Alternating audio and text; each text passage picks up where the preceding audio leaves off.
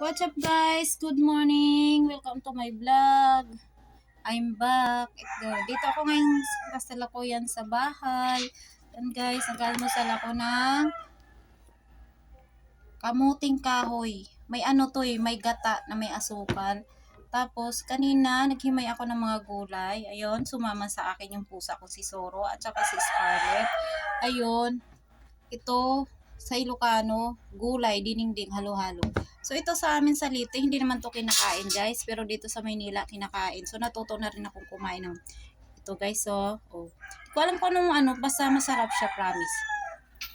Man. Mas gusto ko kasi kumain ng simpleng pagkain guys, masarap, masustansya. Tapos ito guys, yung kamuting kahoy. Sarap. Guys. Yan guys. Kasama yung pusa ko. Scarlett, say hi Scarlett. Scarlett, say hi. Ayun naman si Soro, Ayun, makulit.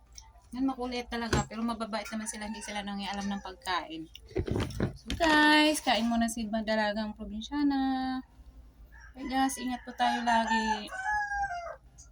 Sa mga nanonood, salamat sa mga followers, viewers, sa mga nagla-likes, comments, and sa nag-subscribe sa akin. Thank you very much.